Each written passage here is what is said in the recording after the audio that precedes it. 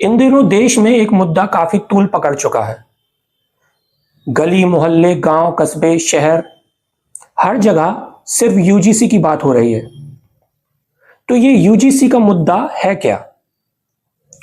तो यूजीसी यानी university grant commission, विश्वविद्यालय अनुदान आयोग, इसका जो पुराना ड्राफ्ट था उसमें जातिगत भेदभाव को मिटाने के लिए, जातिगत भेदभाव से सुरक्षा के दायरे में एससी एसटी को रखा गया था, सिर्फ एससी और एसटी को। लेकिन अब इसमें एक और कैटेगरी को ऐड कर दिया गया है, यानी ओबीसी को इसमें जोड़ दिया गया है। और इसी बात का विरोध देश भर में हो रहा है। जो जनरल कैटेगरी के लोग हैं, जो सवर्ण जाति के लोग हैं, उनके द्वारा इसका विरोध किया जा रहा है। तो सबसे पहले मेरा सवाल सरकार से है, और जब मैं सरकार की बात कर रहा हूं तो सिर्फ मौजूदा सरकार की बात नहीं, ये उन तमाम सरकारों से सवाल है जिन्होंने इस देश पर राज किया। सवाल यह है कि सरकार एक तरफ कहती है कि देश में सब बराबर है, कोई ऊंच नीच नहीं, कोई भेदभाव नहीं। तो अगर सब बराबर हैं, कोई ऊंच नीच नहीं है, कोई भेदभाव नहीं है, तो फिर आरक्षण क्यों? चाहे वो किसी भी कैटेगरी का हो, एससी, एसटी, ओबीसी, जनरल, किसी के लिए भी आरक्षण क्यों अगर सब बराबर हैं? और अगर आरक्षण सरकार देती है एससी, एसटी, ओबीसी को, अगर आरक्षण देती है तो इसका मतलब है कि सब बराबर नहीं है, तब तो आरक्षण दिया जा रहा है।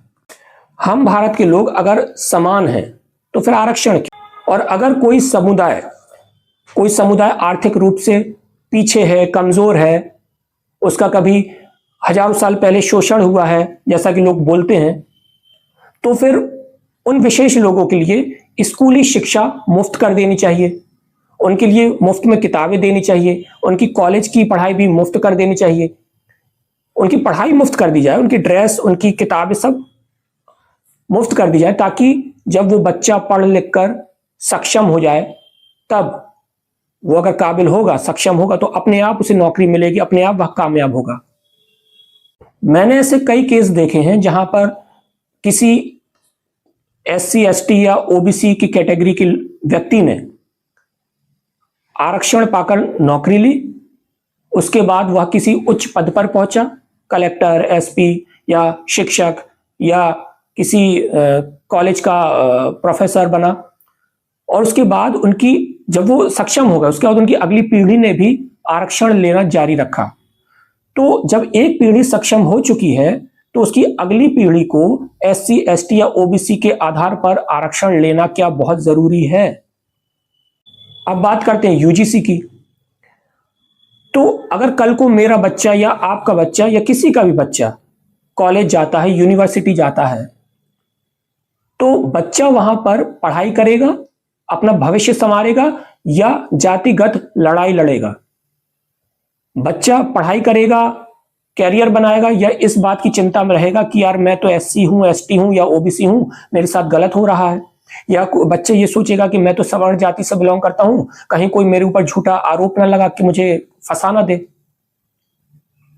एक तरफ सरकार कहती है कि देश में सारे हिंदू एक हैं, हिंदू राष्ट्र बनाने की बात होती है। तो अगर सब हिंदू एक हैं, सब बराबर हैं, तो फिर सरकार एससी, एसटी, ओबीसी में क्यों विभाजित करती है? दरअसल सरकार को चिंता है अपनी सत्ता का, अपने पद की चिंता है सरकार को। सरकार को लगता है कि मेरी सत्ता मुझे मिल जाए, मेरा पद मुझे मिल जाए, लोगों को आपस में लड़ा दो, लोगों को विभाजित कर दो कि तुम एससी, एसटी, ओबीसी के, तुम जनरल के हो, तुम इस धर्म के हो, तुम इस लिंग के हो, और सरकार अपना जो है आनंद लेती रहे, सत्ता में बैठ के अपना वर्चस्व बनाना चाहती सरकार। इसलिए सरकार आरक्षण की लड़ाई करवाती है, इसलिए विभाजित करती है। सरकार को चिंता है तो सिर्फ अपने वोट बैंक की, और किसी की चिंता नहीं है सरकार को। फिर कई लोग कहते हैं कि जो एससी, एसटी और ओबीसी के लोग हैं, या जो पिछड़ी जाति के लोग हैं, जो सरकार मानती है पिछड़ी जाति के लोग हैं, वो लोग ऐसा बोलते हैं कि हजारों सालों से हमारा शोषण होता आया है, हजारों सालों से ठाकुर और ब्राह्मणों ने हमारा शोषण किया है।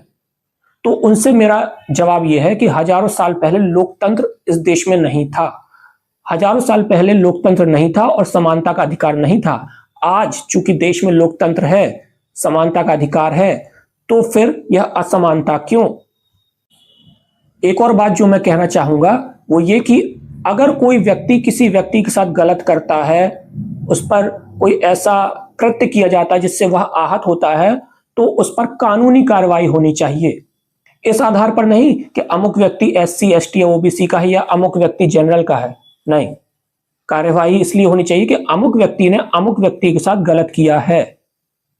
इंसान अगर इंसान के प्रति गलत करता है तो वह सजा के काबिल है, उसे सजा मिलनी चाहिए। लेकिन इसलिए नहीं कि यह SC है या ST है या OBC है या जनरल है, इसलिए इस पर आरोप प्रत्यारोप करके सजा दी जाए। अब रही बात गलत या सही की, तो क्या सिर्फ SC ST और OBC के साथ ही गलत होता है? सवर्ण के साथ गलत नहीं हो सकता है क्या? अगर कल को सवर्ण के साथ गलत होता है तो वह कहां जाएगा? वह अपनी गुहार कहां लगाएगा? अगर आप माता पिता हैं तो अपने आप को उस जगह रखकर देखें कि कल को आपके बच्चे के साथ अगर कुछ गलत होता है या उसे किसी गलत कृत्य में फंसाया जाता है तो आप कहां गुहार लगाएंगे? तो मेरी सरकार से और आप लोगों से यही विनती है कि हमें इस बात पर सोचना होगा कि हम कब तक विभाजित होंगे और कब तक हम सरकार द्वारा बनाए गए इन ढकोसले नियमों में फंसे रहेंगे। तो दोस्तों, अगर आपको मेरी राय अच्छी लगी, आप मेरी राय से सहमत हैं तो कमेंट करके बताएं, और अगर आप मेरी राय से सहमत नहीं हैं, आपको मेरी बात सही नहीं लगी, तो वो भी कमेंट करके बताएं। नमस्ते।